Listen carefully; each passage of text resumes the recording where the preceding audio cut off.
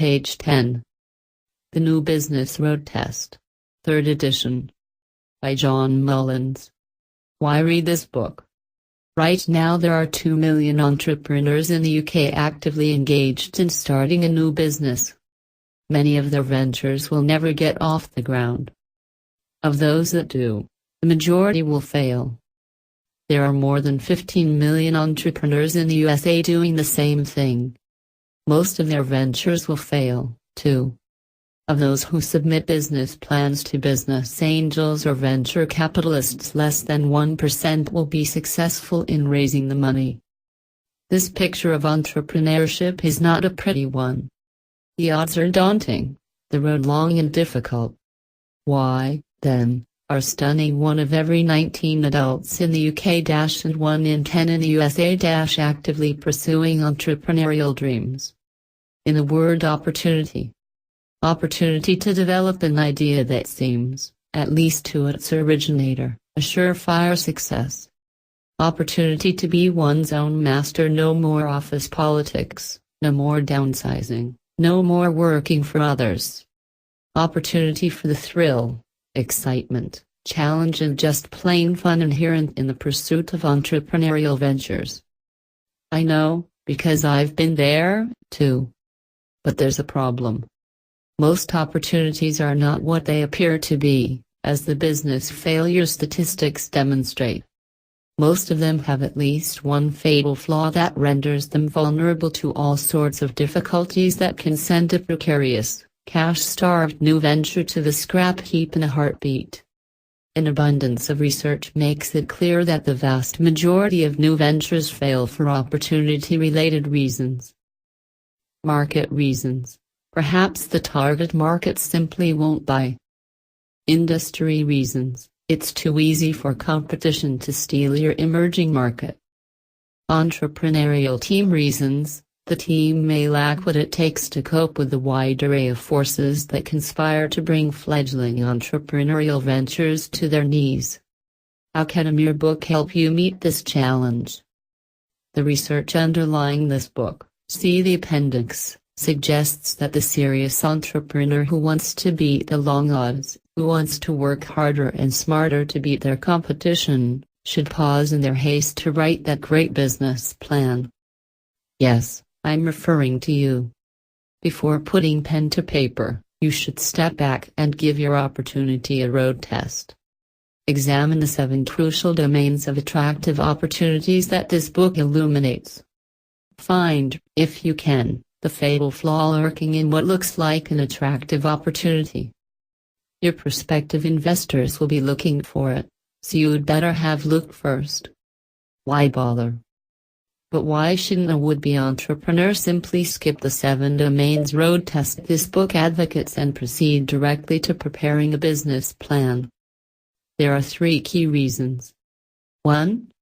First, this book enables entrepreneurs to avoid impending disaster. For most entrepreneurs, that's the likely outcome, sad to say, according to the business failure data. Preparing a customer-driven feasibility study based on the 7 domains, a concise memo addressed to oneself, really, affords the entrepreneur a chance to opt out early in the process, before investing the time and energy in preparing a complete business plan. Identifying the critical flaw early can save weeks or months of time that might be wasted on a fundamentally flawed opportunity. 2. Second, for opportunities that do look promising, the feasibility study jumpstarts the business planning process and provides a clear, customer-focused vision of why the proposed venture makes sense, from market, industry and team perspectives, viewed independently and collectively. 3. Third, most business plans are not worth the paper on which they were printed.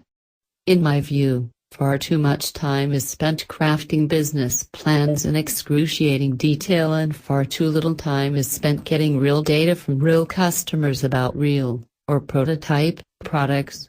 A customer-driven feasibility study together with a credible and focused plan for answering unanswered questions may be of far more value in many situations than a lovingly crafted, but hopelessly naive and unfounded, business plan.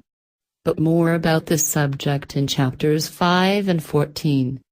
Thus, by ensuring that all aspects of the opportunity are examined, the New Business Road Test reduces the entrepreneur's risk of entering a venture that simply has no chance. What entrepreneur wants to be the next contributor to the sorry statistics of business failures? Surely not you. And it enhances the chances of starting a successful business that attracts both customers and capital. Further, from a societal perspective, doing the 7 domains homework before writing and pitching business plans can reduce the waste of precious entrepreneurial resources now devoted to crafting business plans for fundamentally flawed opportunities. Entrepreneurs are the drivers of the global economy. Their firms create the new jobs and offer role models for others to follow. Let's be certain that today's entrepreneurs are working on ventures that have at least a fighting chance of success. Who should read this book? Principally, this book is for serious, opportunity-focused entrepreneurs and those who support them. People who are dying to get out of the big, stifling, inflexible businesses where they work today to strike out on their own. People who have identified one or more opportunities that might just be the ticket out, but who need a way to test them. People who want to run their own business and benefit from the significant upside potential that could bring them economic freedom. Entrepreneurs already running a startup who are finding the challenges more daunting than they had imagined. Perhaps they are wondering whether their chosen path is a good one. Engineers and inventors with ideas or technologies that can spawn something more than just a new product. The growing legion of advisors, consultants and others, all working to create more entrepreneurial ecosystems where they live and work. There are 3 other groups, too, that can benefit from the New Business Road Test and its 7 domains. General managers, new product managers and business development professionals in businesses now mired in stagnant performance or, worse, in an unforgiving economy. They know their companies must find attractive new markets and develop successful new products in order to grow. Business as usual won't cut it. But how, they wonder, can their company be made more entrepreneurial? Investors, whether family or friends or business angels or even newcomers to venture capital, who want to sharpen their skills and bring more than their money to the entrepreneurial table. Independent, clear-sighted advice from investors is more valuable to entrepreneurs than the money they bring. University faculty teaching students how to assess opportunities or write their first business plan. For such faculty, there's even a website to provide wide-ranging support, www.newbusinessroadtest.com. What are these people? Perhaps you are one of them, doing today. Some are spending every waking moment looking for an opportunity to join the ranks of today's growing entrepreneurial culture. Others are already engaged in conceiving or starting a new venture. Still others have recently done so, but the path to success remains unclear. Whichever of these types of entrepreneur or would-be entrepreneur you are, if you are serious about succeeding in your new venture, not simply starting one, this book is for you. It will help you avoid the disaster that's waiting to happen to the majority of new ventures. Yes, even to yours. What will be the result of reading this book? Entrepreneurs or managers having an opportunity in mind, whether it's still in the planning stages or already navigating the turbulent waters that early-stage ventures must sail, will reach one of 3 conclusions after finishing this book and putting their opportunity through the New Business Road Test. Perhaps the most common outcome will be that the fatal flaws will be uncovered. Phew. I'm glad I didn't write a business plan for that idea is the likely sigh of relief. The disaster that would have ensued is now avoided, and all the time and energy that would have been invested in crafting the business plan can be invested more productively in a better idea. Those already in a new venture who reach this conclusion can plot a way to change the direction of the business, or sell it before disaster strikes.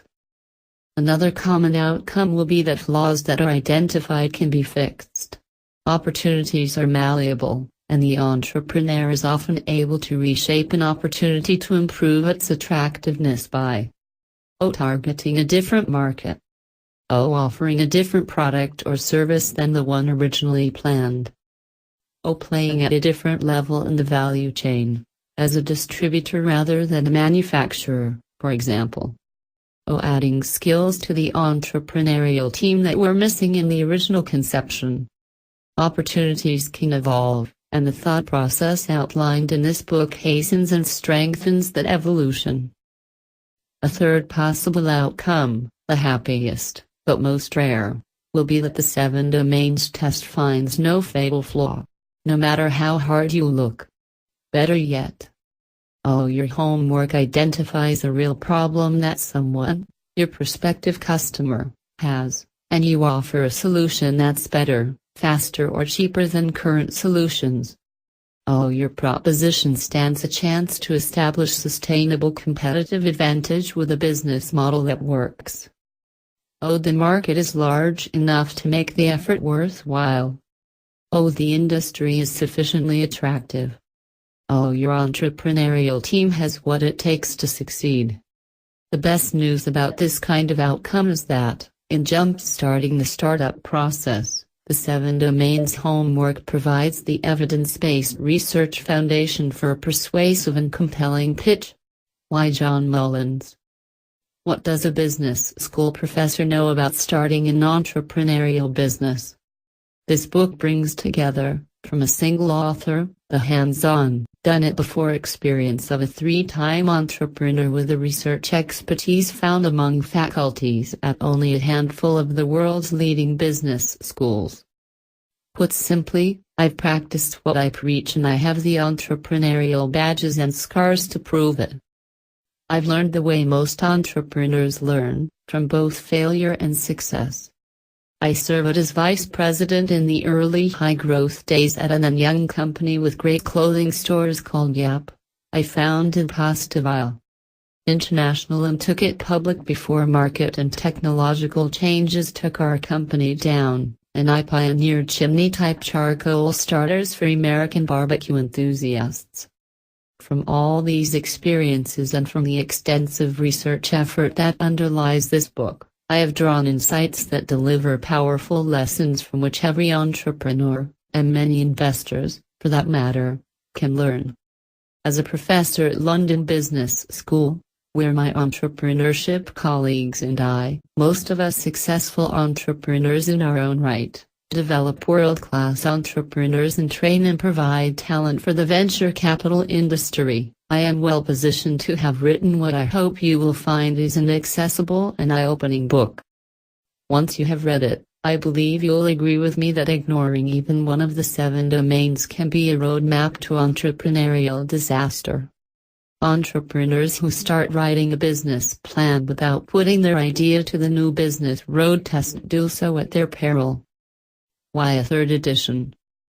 The first and second editions of the New Business Road Test were rousing successes, not only in the English-speaking markets where the book was first introduced, but also in translations into several other languages.